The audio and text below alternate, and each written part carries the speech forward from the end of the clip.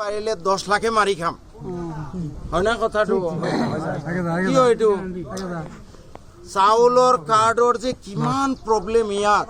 কাৰ চাইলেৰ card কাইটে নিয়া কাৰে দিব কিহৰ কাৰণে ভাই ইছলামত এইটো এলাও আছে নে আপোনালোকক অনুৰোধ কৰিছোঁ নিজৰ ফালৰ পৰা মোৰতো ভাব হয় আল্লাহ গজব দিছে আমাৰ খেতিৰ ধান আছে কিনি খাব নালাগে আৰু আমি পইচাও পাওঁ বছৰি 50-60 হাজাৰ 1 লাখ টকা পাওঁ না নাই 1 বিঘা মাটি হ'লে পাওঁ মাকৈ 3বাৰ কৰিব পাৰি হয় না 3বাৰ কৰিলে 90,000 টকা হ'ল আপোনালোকেও শুনিব দেই অৱস্থাটো বুজি পাইছে না মানুহ দুখীয়া নাই স্বভাৱটো বদলি কৰিব লাগিব নহয় স্বভাৱটো বেয়া এই যে স্কুল 150 ছাত্ৰৰ 2টা টিচাৰ কিয় এই সমাজৰ পৰা 5জন ল'ৰা ওলাই আহিব নোৱাৰে যে আমি ফ্ৰী শিক্ষা দিম পাৰে নহয় গতিকে এইটো অলপ বাদ দিব লাগিব বুজি পাইছে না এই যে বাংলাদেশী মিয়া গালি দি থাকে মনত বেয়া লাগে নাই কওকচোন বেয়া লাগে না সঁচাকে বেয়া লাগে কাৰ বেয়া লাগে চাওঁ উঠাওকচোন চবৰে বেয়া লাগে বাংলাদেশী মিয়া এইবোৰ ক'লে চুৰ ডকাইত অন্তৰত দুখ লাগে লাগে না ভাই আজিৰ পৰা প্ৰতিজ্ঞা কৰক ইহঁতে কি কৈ আছে কাণত যাবলৈ নিদিব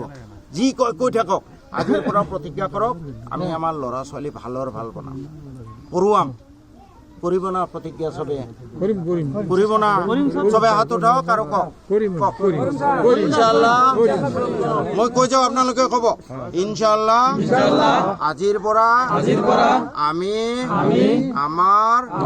ল'ৰা ছোৱালীক ভালতকৈ ভাল শিক্ষা দিয়াৰ কাৰণে চেষ্টা কৰিম আমি অসৎ ৰাস্তাত নচলো আমি এজনে আনজনৰ অন্যায় নকৰো আমি চৰকাৰী স্কিম মাৰি নাখাওঁ আমি ৰেচন কাৰ্ডৰ চাউলৰ নামত দুৰ্নীতি নকৰো এতিয়া মই কৈছো বুলি ক'লে নহ'ব অন্তৰৰ পৰা ক'ব লাগিব শুনক চবে ভাই শুনা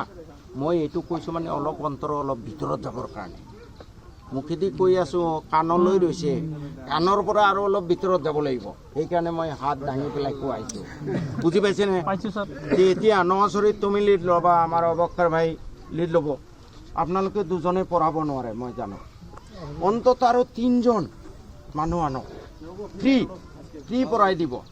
হ'ব না কথাটো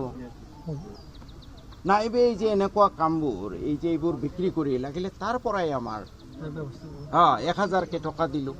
ব্যৱস্থা কৰা না ভাই তুমি ইয়াৰে ভাল মানুহ এইটোত অন্তত 5জন টিচাৰ থাকিব লাগে ঠিক আছে হ'ব